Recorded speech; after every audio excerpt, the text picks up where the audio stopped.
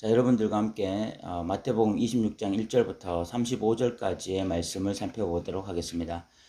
몇 가지 에피소드가 나오는데 우리가 그 에피소드들을 각각 짧게 한번 살펴보도록 하겠습니다. 먼저 1절부터 5절까지는 이 대제사장과 백성의 장로들이 예수님을 죽이려고 의논하는 내용이 나와 있습니다. 1절에 보면 예수께서 이 말씀을 다 마치시고 라고 말을 합니다. 마태복음에는 5개의 강화가 나와 있는데 강화가 끝날 때마다 이 말씀을 마치시고 라고 하는 표현이 나와 있습니다. 그런데 이 마지막 24장, 25장의 강화가 끝나고 나서는 이 말씀을 다 마치시고 라고 말을 합니다. 그러니까 이 5번의 강화가 이제 완전히 끝이 난 거죠. 그래서 이 말씀을 마치시고가 아니라 이 말씀을 다 마치시고 라는 표현을 통해서 강화가 이제 완전히 끝이 났다라는 것을 보여주고 있고요. 2절에 보면 예수님께서 너희가 아는 바와 같이 이틀이 지나면 유월절이라 인자가 십자가에 못 박히기 위하여 팔리리라 라고 말씀하십니다. 예수님이 십자가에 죽으시는 날이 유월절이라는 것은 우연이 아닌 것으로 보입니다. 구약에 보면 이스라엘 백성들이 출애굽할 때 그 유월절에 어린 양을 죽이고 어린 양의 피를 그 좌우 문설주에 발라서 살게 되잖아요. 그래서 구원을 받게 되잖아요. 그 어린 양이 예표라면 예수님이 실질적인 그 세상 죄를 짊어진 어린 양이라는 것을 보여주는 것. 그래서 6월절에 예수님이 십자가에 못 박혀 죽으시는 것으로 보입니다. 예수님은 이미 자신이 6월절에 십자가에 못 박혀 죽을 것이라고 말씀하고 계십니다. 3절에 대제사장들과 백성의 장로들이 예수님을 죽이려고 모의하기 전에 예수님이 이미 이것을 예고하고 계신 것을 통해서 예수님의 죽음이 인간들의 어떤 모의에 의한 것이 아니라 하나님의 분명한 뜻이었다는 것을 드러내고 있는 것입니다. 대제사장들과 백성의 장로들이 예수님을 죽이려고 의논하는데 5절에 보면 말하기를 민난이 날까 하노니 명절에는 하지 말자. 이 사람들이 예수님을 죽이려고 하는 것은 표면적으로는 신학적인 이유입니다. 하나님의 이름을 더럽혔다. 스스로 하나님의 아들이라고 말을 함으로써 하나님을 모독했다. 신성을 모독했다. 그리고 또 안식일을 범했다. 이런 신학적인 이유로 표면적으로는 예수님을 죽이려고 하고 있습니다. 그런데 이들이 그런 신학적인 이유로 예수님을 죽이려고 하면서 실질적으로는 사람들을 두려워하고 있습니다. 밀난이 날까 해서 명절에는 하지 말자 이렇게 말을 하면서 사람들을 두려워하고 있어요. 이들이 굉장히 이중적이라는 것을 보여주고 있습니다. 한편에서는 신학을 내세워서 신학이라는 명분을 내세워서 예수님을 죽이려고 하고 있는데 한편에서는 사람들을 두려워하고 있는 것입니다. 이들이 진정한 종교인들이라면, 이들이 진짜 신앙인들이라면 자신들이 믿는 그 신학을, 그 신학 때문에 예수님을 죽이려고 한다면 사람들을 두려워하지 말아야 돼요. 사람들을 신경 쓰는 것이 아니라 자신의 믿는 바를 행하는 것에 관심을 두어야 됩니다. 그런데 표면적으로는 신학을 내세우면서 실질적으로는 사람들을 두려워하고 있으니까 이들이 얼마나 외식된 종교인들인지를 우리는 이것들을 통해서 확인할 수 있는 거죠. 오늘날도 마찬가지일 수 있다고 생각합니다. 우리가 표면적으로 신학을 내세우고 우리가 믿는 바를 내세운다 할지라도 실질적으로 우리가 두려워하고 있는 대상이 하나님이 아니라 사람이고 사람들이 나를 어떻게 평가하는지에 관심을 두고 살아간다면 나는 이미 어떤 외식된 종교인의 모습에 빠져들고 있는 것이죠. 어쨌든 1절부터 5절까지는 대제사장과 백성의 장로들이 예수님을 죽이려고 의논하는 내용이 나와 있습니다. 6절부터 13절까지는 한 여자가 매우 귀한 향유 한 옥합을 예수님의 식사하는 그 자리에 깨뜨리고 예수님의 머리에 붓는 이런 사건이 나와 있습니다. 여기서 이 향유 한 옥합이라는 것이 마가복음이나 누가복음에 보면 나드로 나와 있습니다. 나드라고 하는 이 옥합은 사람이 죽었을 때에 죽은 자를 장사하기 위해서 쓰는 그런 향유였습니다. 이 여인이 의도했든 의도하지 않았든지 간에 자신에게 있는 이 귀한 향유 한 옥합을 깨트림으로써 예수님의 머리에 부음으로써 예수님의 장례를 준비하게 된 것입니다. 예수님도 12절에 보면 이 여자가 내 몸에 이 향유를 부은 것은 내 장례를 위하여 합니다 라고 말씀하셨습니다. 제자들은 이런 것들을 전혀 알지 못했기 때문에 분노하면서 무슨 의도로 이것을 허비했느냐, 이것을 비싼 값에 팔아 가난한 자들에게 줄 수 있었겠다라고 이야기를 합니다. 제자들의 말은 한편에서는 타당한 것입니다. 한번 이 향유 한 옥합은 이런 향수는 한번 붓고 나면은 이제 더 이상 뭐 어떻게 사용할 수 없기 때문에 한 번에 이렇게 많은 양의 옥합을 깨트리는, 향유 한 옥합을 깨트린다고 하는 것은 어떤 면에서는 지나친 소비고 이것을 팔아서 가난한 자들에게 주는 것, 굉장히 성경적입니다. 예수님도 가난한 자를 돌보라고 수도 없이 말씀하셨어요. 그럼에도 불구하고 예수님은 10절에 너희가 어찌하여 이 여자를 괴롭게 하느냐, 그가 내게 좋은 일을 하였다. 그 좋은 일은 바로 장례를 준비한 것이다 라고 말씀하신 거야.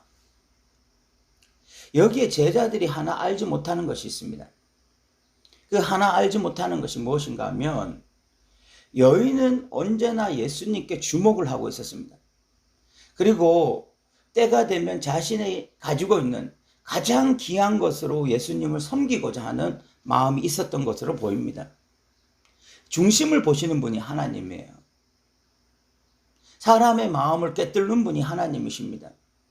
하나님은 그런 그 여인의 마음을 사용하신 것이죠. 그래서 여자가 가장 귀한 것으로 예수님께 드린 그 시점은 바로 예수님이 죽기 전에 장례를 예비하는 하나의 행동으로서 이렇게 하나님이 합력하여 선을 이루시게 한 것입니다. 이 여인이 예수님의 장례를 예비하는 목적으로 그것을 사용했든지 안 했든지 그것과 상관없이 여인에게는 예수님에 대한 진심이 있었던 거예요. 진심. 예수님에 대한 가장 귀한 마음이 있었던 것입니다. 예수님께 자신이 가지고 있는 가장 귀한 것을 드리겠다는 그 진심, 그 진심을 하나님이 아시고 예수님이 죽기 직전에 그 여자의 진심을 사용함으로써 예수님의 장례를 준비하게 하신 것입니다. 제자들이 알지 못한 게 바로 이것입니다. 그리고 우리가 알아야 될 것이 바로 이것입니다. 우리는 이것을 통해서 우리 안에 예수님에 대한 진심이 있어야 돼, 진심. 우리가 가지고 있는 가장 귀한 것을 예수님께 드리고자 하는 진심, 그 진심이 있을 때에 우리의 속마음을 아시는, 우리의 마음을 온전히 알고 계신 하나님께서 그 진심을 가장 적절한 시기에, 가장 적절한 타이밍에 하나님이 그것을 사용하신다는 것입니다. 그것도 가장 귀하게 사용하시는 거예요. 가장 귀하게. 이 여인이 향유 한 옥합을 깨트린 사건은 사복음서에 모두 나와 있습니다. 그리고 이 여자가 행한 이 일은 복음이 전파되는 어느 곳에라도 이것이 증거될 것이라고 말씀하셨습니다. 그만큼 가장 귀한 사건입니다. 예수님이 죽으시기 전에 가장 귀한 사건이 이 여자가 향유 옥합을 깨트린 사건이에요. 그런데 여인이 어떻게 이런 일을 할 수 있었을까? 예수님께 가장 귀한 것을 드리고자 하는 그 진심이 하나님 앞에 상달되어지고 하나님이 그 진심을 가장 귀한 순간에 사용하신 것입니다. 우리에게도 이런 진심이 있다면 예수님은 우리의 진심을 온전히 사용하실 것입니다. 14절부터 16절까지는 예수님의 제자 중에 이 가룟 유다가 예수님을 팔려고 하는, 그래서 은산식을 가룟 유다에게 넘기는 그런 내용이 나와 있고요. 17절부터 30절까지는 예수님이 마지막 제자들과 성만찬을 나누시는 사건이 나와 있습니다. 예수님은 이 유월절 때 음식을 함께 먹는데 원래 유월절에 먹는 음식은 양이었습니다. 그런데 예수님은 양 대신에 빵과 포도주를 마시고 있죠. 거기에는 또 굉장한 신학적 의미가 있는데 예수님께서 12제자와 함께 식사하시면서 너희 중에 한 사람이 나를 팔리라 라고 말을 합니다. 그때 제자들이 각각 주여 나는 아니지요 라면서 확인을 하죠. 그때 예수님이 대답하여 말씀하시되 그릇에 손을 넣는 그 사람이 나를 팔 것이다. 이렇게 말씀하시면서 그 사람은 차라리 나지 않았다면 더 좋았을 뻔했다라고 말씀하십니다. 그만큼 예수를 파는 이 행위가 얼마나 하나님 앞에 악한 행위인지를 잘 보여주고 있습니다. 그런데 이 예수를 팔 가룟 유다도 예수님께 랍비여 나는 아니지요 라고 대답합니다. 25절에 보면 그런 말이 나와 있습니다. 그런데 제자들과 이 가룟 유다가 예수님에 대해서 부르는 호칭이 다릅니다. 22절에 보면 제자들은 주여 나는 아니지요 라고 말을 합니다. 그런데 예수를 팔 가룟 유다는 랍비여 나는 아니지요 라고 말을 합니다. 제자들이 예수님을 향해서 주님이라고 부른다면 지금 가룟 유다는 예수님을 향해서 랍비여 선생님이여 라고 부르고 있다는 것입니다. 왜 가룟 유다가 예수님을 팔았을까? 요한복음에서는 가룟 유다가 돈 욕심 때문이라고 말을 하고 있습니다. 그것도 하나의 이유일 수 있습니다. 그러나 그것만이 이유였던 것으로 보이지 않아요. 가룟 유다가 예수님을 팔았던 결정적인 이유 중에 하나가 돈 문제이기도 하지만 또 다른 문제가 있었다면 그는 예수님에 대한 인식이 잘못된 것입니다.